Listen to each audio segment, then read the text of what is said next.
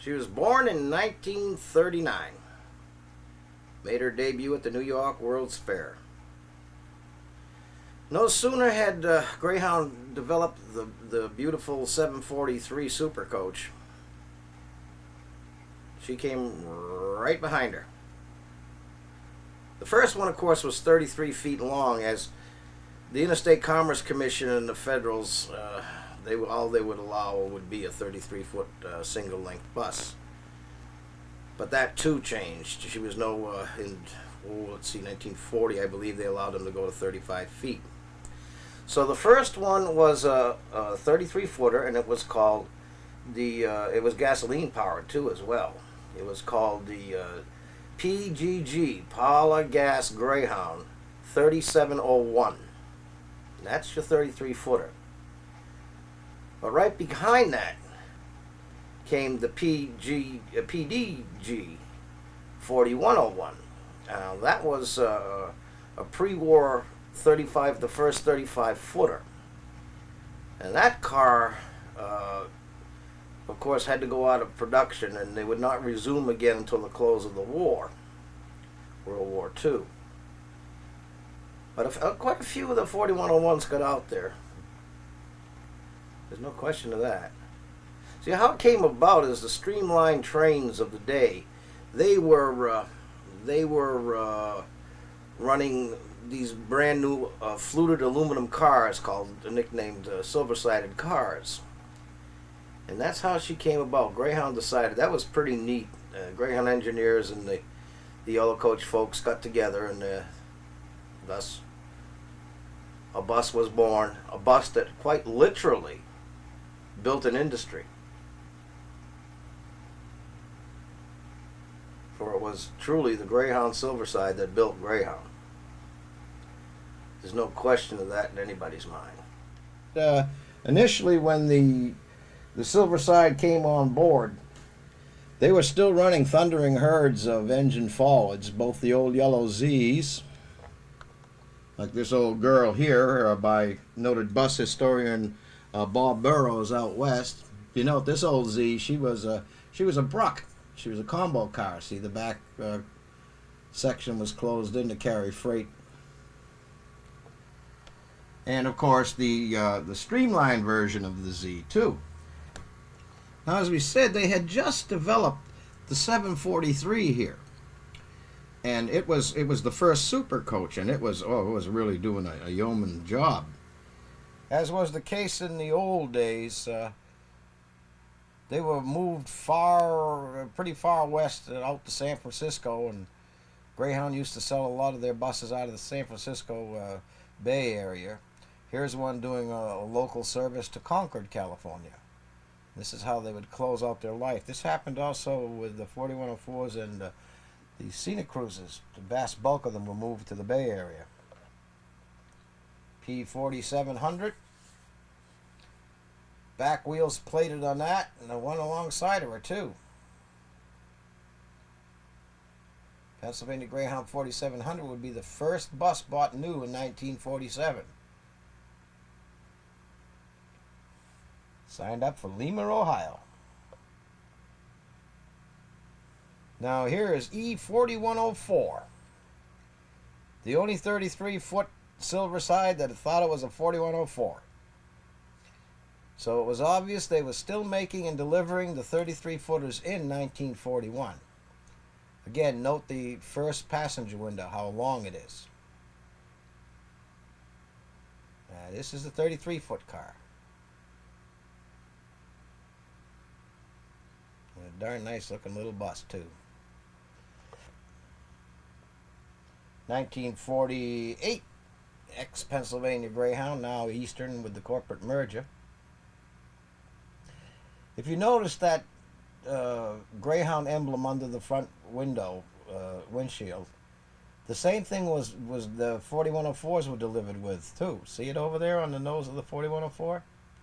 And initially the first scenic cruisers carried those little running Greyhound dogs. This is a relatively rare picture. You've seen it in some other videos, but that's the 33-footer on the left and the 35-footer on the right. This really shows you the difference from the long front passenger window to the little one in the front. E28, Eastern Greyhound Line's fleet number 28. Now there was a Greyhound travelogue put out. It was a little hokey in nature, and we have a copy of it. It's not very good quality, but still in all, I think you'd probably enjoy seeing it. Oh, P4024 is a 4101 pre-war Silverside. So we're going to show you this movie. I remember the first time I ever saw it when I was just a little puppy. I wrote Greyhound, and they let us borrow it for our Boy Scout troop meeting. And everybody went spastic over it. They like seeing America. I like. So, without further ado, here's a movie for you. By the way, that's Richmond Greyhound there, and that C-44 ACF Brill Suburban back there, belonging to Carolina Trailways. We have a brand new HO scale model coming out on that car very shortly. I want to tell you. Once again, now like her big sister, the 743, the 3751s would be sold off to the public-private sector also. This is an old 743 of George Bernaccio, a Bronx bus operator years ago. However, unlike the 743, nearly all the 3751s and 4101s would be sold off. The vast bulk of the 743s were scrapped to Houseman Bus Service, would put them virtually in the bus parts business. Greyhound knew that the Silversides wouldn't be far behind as far as being sold to the private sector, not many years after these 743s would be. And as they were virtually the same as far as powertrain and running gear goes, that was a smart move on the part of the Houseman people. Thus, in an ironic twist, her big sister would be keeping her alive for many years to come when the 3751 series, Silverside series, was finally sold off to the private sector. When they did become available, oh boy, everybody jumped right on board too, in a hurry. Here's Green Bay Wausau Bus Lines, predecessor to Wisconsin-Michigan Stages. Green Bay Wausau went down to where that insurance company says their little railroad station, that little office is. Now that's a Chinese restaurant today. I know, I ate in it. Somewhat brilliant, I guess you might call it, was Suburban Transit's. That's not Suburban Transit, is it? That's an orange and black bus company from Long Island. That little girl had no visible identification on her anywhere other than the New York plate. But it had the colors that I believe it came from Suburban Transit. Here's Short Line of New York at Binghamton. This is not Hudson Transit's Short Line now. Those red and gray buses in the pictures are Hudson Transits. Still a lot of diesel smoke hanging around from a car that pulled through the picture. But these are from Binghamton. They are not Hudson Transit cars. Not a bad looking Silverside right here. Lincoln out of Hanover, Pennsylvania. Good looking machine. Little dash of color added to her. Uh-oh. Getting caught in my own little trap here. That is not Lincoln of Hanover, Pennsylvania. That's Lincoln in New York, and operating under the name of Yankee Coach. Here's a rare little girl. This was shot by a very young John Holbein. Miami Valley Bus Lines Incorporated, 3751. Anybody care to venture a guess where the Miami Valley is? John used to work at Tamiami Trailways, remember? Well, the Miami Valley Bus Lines came a long way from Miami, Florida. They're from Trentwood, Ohio. Still in their ex-Michaud colors is Cape Cod Bus Lines. All for The mid to the latter part of the 60s, early 70s, we saw Silversides everywhere.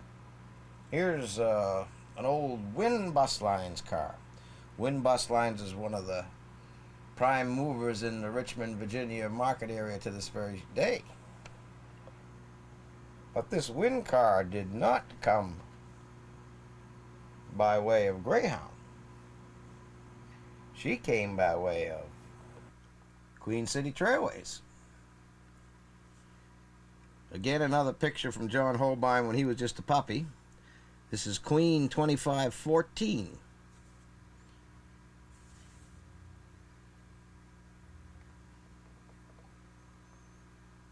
The Sussman's Star Transit. Star Transit's a Jersey operator.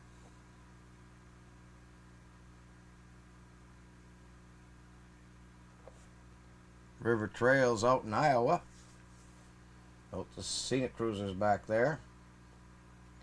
There will be a special scenic cruiser history section of a bussin' round coming up pretty soon now.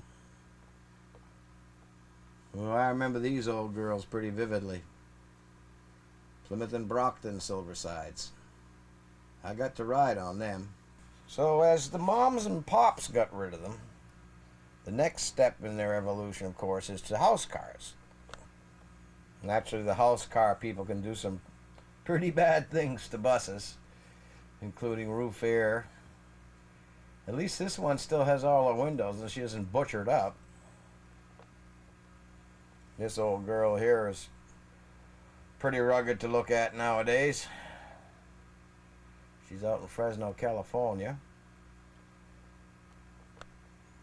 This old girl ain't too bad. It's owned by Raz Transportation. They're getting ready to do a little restoration work here. This is a pet project of Raz. This poor little puppy with a set of big steer's horns on her nose. Pretty rugged shape she is. Looks like he's got a lot of windows blanked in, but she's still got her windows. This poor little girl here I caught in Reno, Nevada. She must have had 10 gallons of oil back there underneath her crankshaft. Here's one that IBCer Andy Henderson owns. As a matter of fact, he owns a couple of them. This car here is in Weedsport, New York today. This was when she was down at an IBC Jersey meet. We recently held a Jersey meet, the first one in several years because I live so far south now. But we used to have them fairly regularly up in when I lived in Massachusetts. Of course, you can't take that picture anymore. That's all built up down along that waterfront. That's New York City, obviously, in the background in the borough of Manhattan. Here's the Hot Nuts. She's obviously still kept pretty much a bus.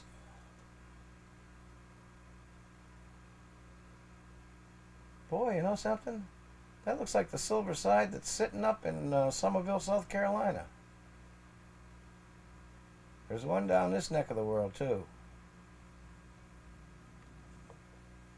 One of the prettiest, and perhaps one of the, if not the ultimate, as far as mechanical running gear goes, restoration, is Wilson Bus Lines.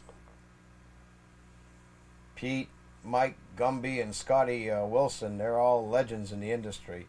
This car has been rehabbed mechanically so beautifully, you may qualify almost as being a new bus. The Wilson Bus Lines is in East Templeton, Massachusetts.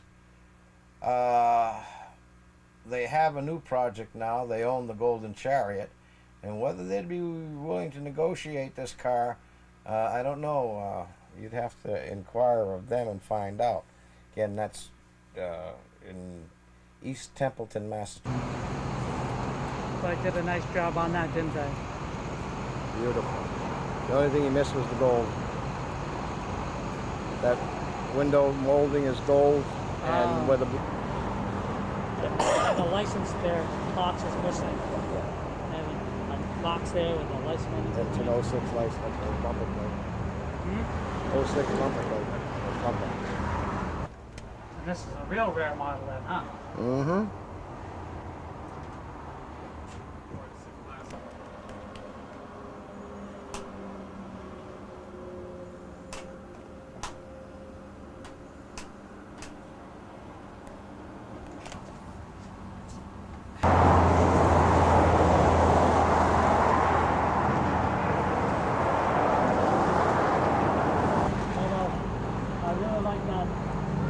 feet down there, but